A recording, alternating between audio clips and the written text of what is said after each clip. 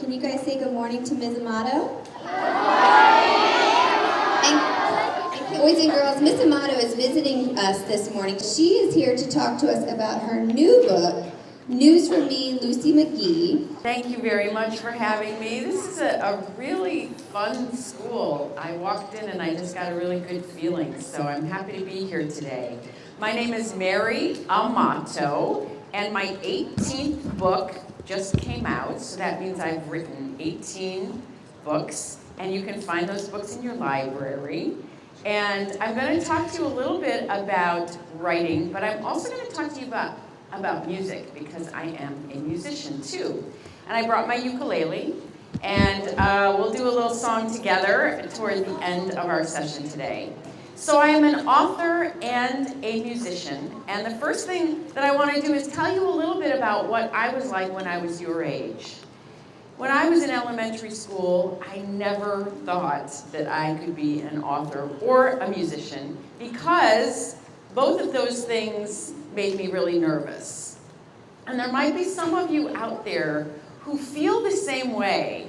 Maybe not about writing or about music. It might be about swimming or ice skating or gymnastics or baseball or something else. But there might be something that you really want to do, but it kind of makes you nervous. And so let me tell you a little bit about music first. When I was in 4th grade, are there 4th graders here in the house? Raise your hand. Okay. Hello, 4th graders, hands down. In my school, in the 4th grade, we had instrumental music. I don't know how it works here, but in my school, if you had an instrument in the 4th grade, you could take it to the music teacher's room and learn how to play. And my grandfather gave me a violin. Yes. My grandfather had a violin and he gave it to me, and I was so excited. I thought, oh, I get to go to the music teacher's room and learn how to play a violin. So I got my grandfather's violin and I went to the music teacher's room. And as soon as I got there, my stomach started to hurt. And I started to think to myself, oh, what if I'm bad at this? What if I make mistakes? What if everybody else is really good and I'm not? And so my stomach really started to hurt. And then my music teacher taught us how to take the violin out of the case and how to hold it and how to play it. And when I first started playing the violin, it sounded like this.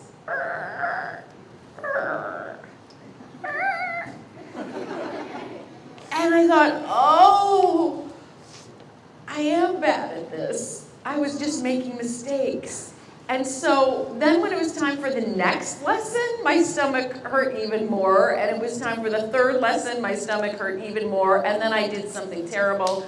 I quit. I said to myself, well, I must not be good at this. And I'm not even going to try because I'm afraid of making mistakes. So I quit. And I really regret that because I wish I could play the violin right now. Is anybody out here trying to learn how to play an instrument? Raise your hand. Piano or violin. Okay, put your hands down. Well, that ended my music career. Let me tell you about writing. So I had wonderful teachers in elementary school. I still remember them all, teachers. You will be remembered. So when I was in elementary school, my teachers would put a blank piece of paper on our desks and say, sometimes you can write about anything. You can write a story, you can write a poem, whatever you feel like writing, go ahead and write today. That was called free writing. Well, whenever it was time for that, I would look at that blank piece of paper and I would say to myself, oh, I want to write a really great story. I want to write something funny, or I want to write something exciting. And I would look at that blank piece of paper, and guess what started to happen to my stomach? Yes, I would start to actually get a stomach ache when it was time to write. And I would think, oh no, I'm going to make mistakes. This isn't going to be any good. And the more I looked at that blank paper, the fewer ideas I had in my head. And I don't know if any of you have ever had that experience where you're staring at that blank piece of paper and you just can't think of anything to write. So that was a big problem for me. Now, do you think I became better at being a writer? Yes. Do you think I became better at being a musician? Yes. Okay, so I'm going to tell you how. So my mother noticed that I was having a lot of anxiety in school, that I was nervous a lot about writing. So she got me this notebook. Now, I was in second grade. Second graders, are there any second graders? Hello, second graders. Put your hands down. So it was right after my second grade year, and she got me this notebook, and she said, Mary, we are going in the car all the way to California. Raise your hand if you've ever been on a long car ride. Maybe not to California, but a long car ride. Not bad. All right, hands down. So my mother said to me, Mary, you are going to see the most amazing, awesome sights out of the window of this car. And if you write down what you see, you'll never forget it. You'll have a record of the awesome things you saw, and you'll have practice with your writing, and maybe you'll get over your fear of writing. And so I thought, oh, I want this book to be perfect. That was a big problem. Wanting something to be perfect is a big problem. So it made me nervous. So most of the handwriting in here is actually my mom's, because I was so nervous about making a mistake, I would give it to her and say, can you please write this down for me? The very, very beginning is my handwriting. And I'm going to read to you just the first entry so you can see what kind of writer I was when I was your age. Got up, 3:30. Left house, 4:25. 64 degrees out. I see flat land. Not very exciting. You don't say to yourself, wow, that girl has talent. She's really going far as a writer. Boys and girls, what kind of punctuation do sentences end with typically? Periods. There are no periods in my sentences. What kind of letters do most sentences begin with? Capital. There are no capital letters in my writing. I was making a lot of mistakes, and I knew it, and I was very mad at myself because of that. Now, when I got to be a third graders, raise your hands. All right, hello, third graders, hands down. When I got to be a third grader, my mom was still trying, so she got me this. It's a diary. It says in gold on the front, my diary. And my mother got me this, and she said, Mary, write down what happens in your life in this little book, and you will have a record of your life, and you'll have practice with your writing, and maybe you'll get over your fear of writing. And I thought to myself, oh, this is beautiful. I better not write in it. Because if I write in it, I'll mess it up and it won't be beautiful anymore. And so a lot of the pages in this book look like this. Oops, wait a minute. What do you see? Blank. A lot of the pages are blank. Oh, I keep dropping things. Yeah, I have a lot of things in here. Raise your hand if anyone has ever given you a blank book, a diary, as a gift. And keep your hands up if you left some blank pages in that book. And keep your hand up if you felt a little nervous and you didn't know what to write in the book, or you felt like you were going to make a mistake. Yes, put your hands down. Grown-ups in the room, anybody ever get a diary and feel like, oh, I kind of want to fill it up, but I also kind of don't know what to do? Did you see all those grown-ups with their hands up? All right. This is a very common thing. Here's the deal. Wow. Bright sunshine. I'm going to move over here. There we go. Here's the deal, boys and girls. There are a lot of blank pages in this book, but there are some pages with writing, and I love to open up this book and find a page where there's writing. So I'm going to read to you a few of the entries in this diary, and you can see if you think that I made any mistakes along the way. Went to the playground. Went down the slide. Yeah, I left off the E, and if you left off the E, you get slid instead of slide. Okay. Started ballet. I was exited. Excited, but I misspelled excited, and if you misspell excited, it comes out exited. So I made a mistake on every page. I've reread this recently, and on every page I made a mistake, but I was trying. And I love the fact that I kept trying because I love to read this book. I'm going to read to you my very two favorite entries. So I wrote something down in pencil, and then I crossed it out with a big red marker. But you can still see what it says underneath in pencil. And here's what it says. I'm only in 3rd grade, and Sean and Vince gave me love notes. So I wrote about it, and then I crossed it out with a big red marker. Why did I cross it out with a big red marker? What do you think? Yeah, I think I didn't want anybody to look at it, but I was not a very smart 3rd grader because you can see right through it and you can still read about it. So I'll read you my very last favorite.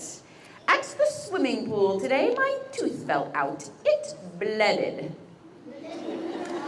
Okay, so bleeded is not a word. I should have written it was bleeding. You know how sometimes your tooth, when it comes out, you can have a little blood that drips down. Well, not only did I write about it, but I saved the drops of my blood. I said to myself, today is a momentous occasion. I have lost a tooth. Blood is dripping from my mouth. I shall collect the drops of my very blood on this piece of toilet paper. And I shall press it into the pages of my diary so that I can save it forever and ever and treasure the drops of my blood.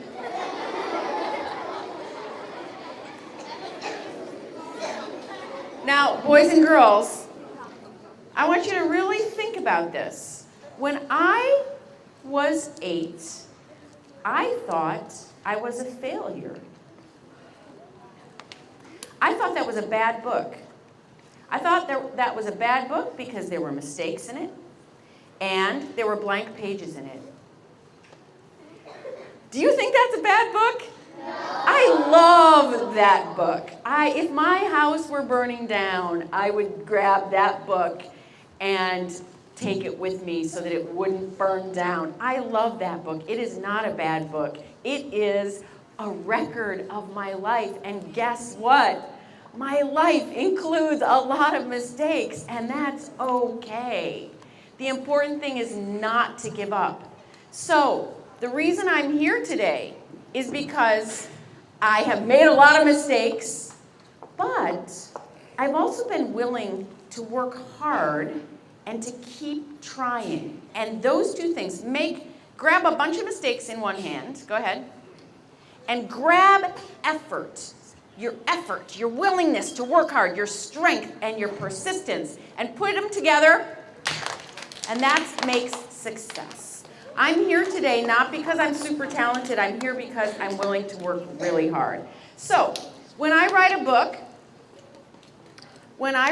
I get an idea, and the first thing I do is I write it down in one of my little notebooks. So thank you for getting me a new little notebook. I love little notebooks, and I write my ideas down in my little notebooks. And then, boys and girls, after I've gotten an idea for a book, I don't just sit down and write the book. That's not the way it works. What I do is I write a rough draft. Yes, and guess what? My rough drafts are terrible. And I'm being honest. If you read one of my rough drafts, you would think, oh, she's not going to get this book published. It's hard to write a story. And so I say to myself, okay, my rough draft is not going to be great. And I'm okay with that because I just want to get it out. And I know that if I take the second part, which is the effort, I can take the first part, which are the mistakes, and make it better. And that's what I do. So I revise, and I revise, and I revise, and I revise, and I make it better until I have a book. So what I'm going to do with you right now is just read to you the very beginning of this book, and then sing a song. So this book is called News from Me, Lucy McGee, and it's about a girl named Lucy and her friend named Philip. Philip loves to play the violin.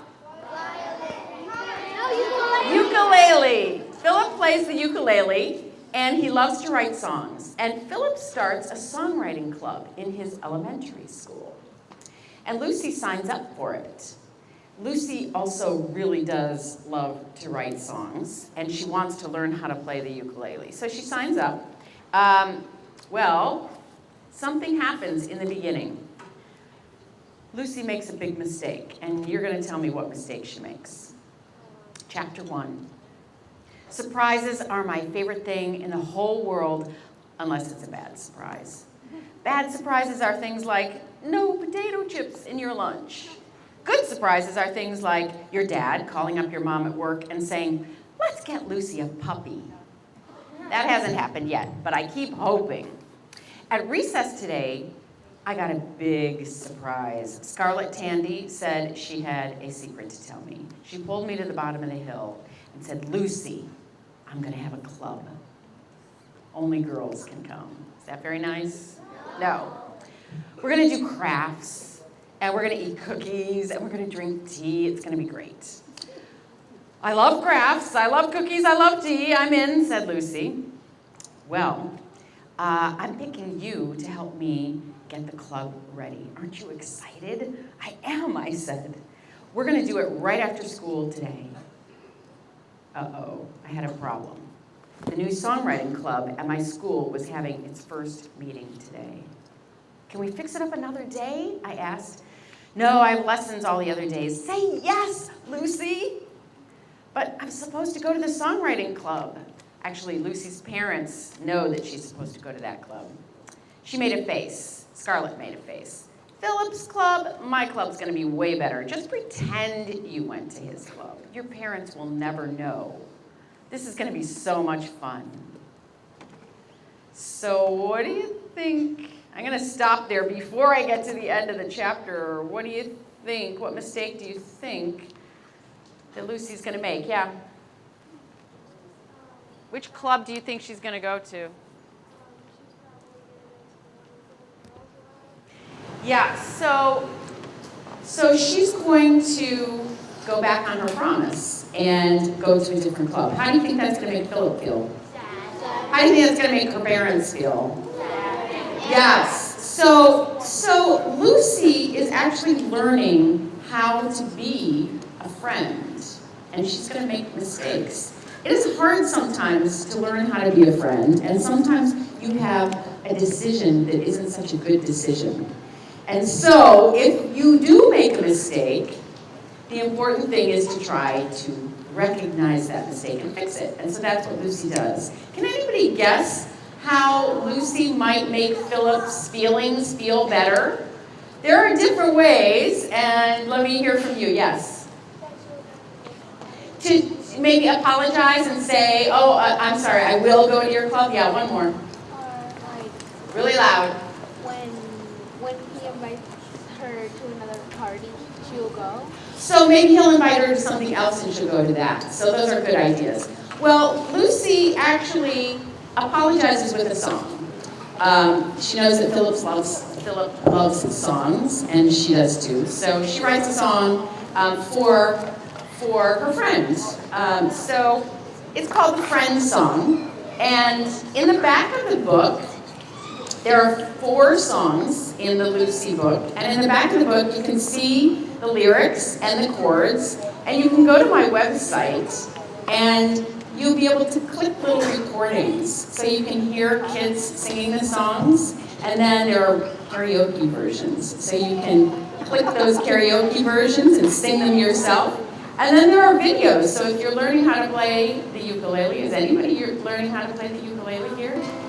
It's amazing. Every school there are more and more. There are videos of me teaching one of my students how to play the songs. So you can learn how to play the songs. So I'm going to sing this song with you today, and then we'll just have time for a few questions and answers. So this is a song that has a chorus, which is the part that repeats. So I'm going to sing that with you and teach it to you first. And we are being filmed, so if you sing very loudly, your voice will be a part of this recording. So pay attention, sit up tall, and let's learn the chorus. So I'm going to sing a line and you repeat after me.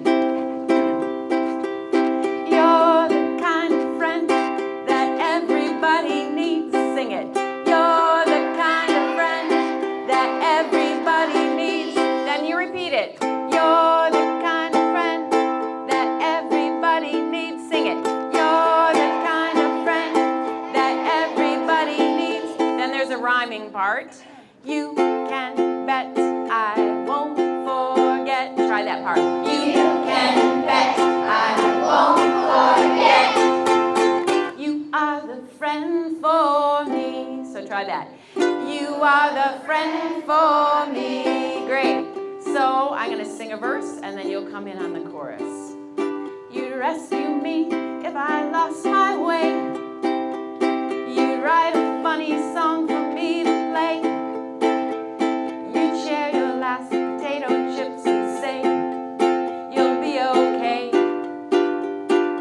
Hey, hey, hey, here we go.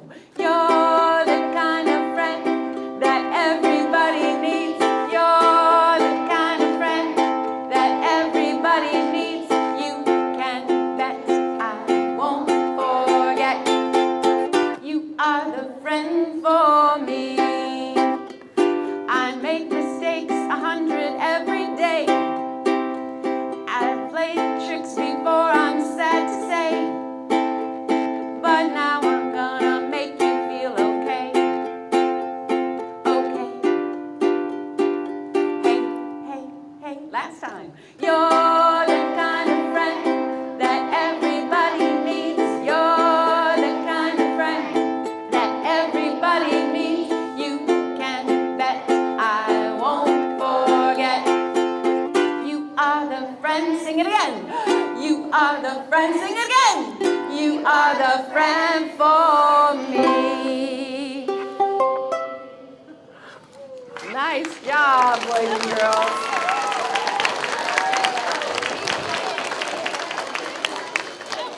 So I write my songs the exact same way I write my novels, which is to say, I write a bad rough draft.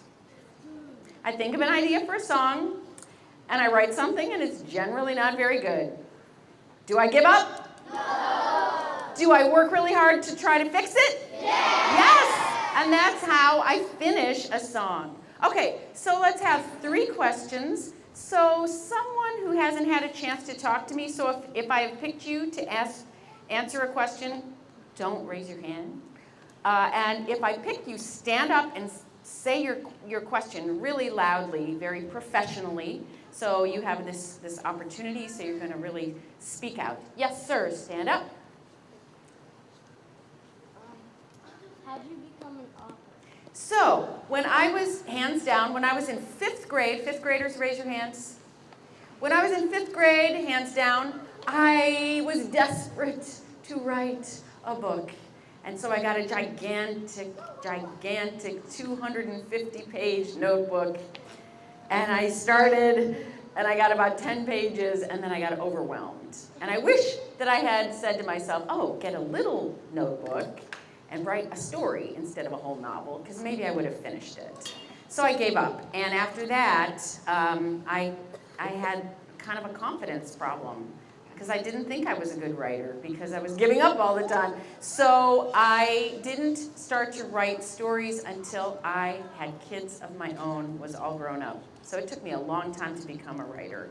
And I became a writer just by trying and trying and trying. Yes, second question. Yes, sir, stand up. What were your interests before you became a writer? What were my interests before I became a writer? So when I was, actually you heard a little bit about it, because I wrote in my diary, started ballet. So I was a dancer, so I did a lot of dancing when I was your age. I wanted to be a musician, but I didn't pick up any kind of instrument, like a ukulele, until I was all grown up. I was 45 when I started to play music. And I just said to myself, I love music, I want to do this, I'm gonna do it. So it took me a long time to get up the confidence to do things like that. Okay, let me come to the front. Yes, stand up.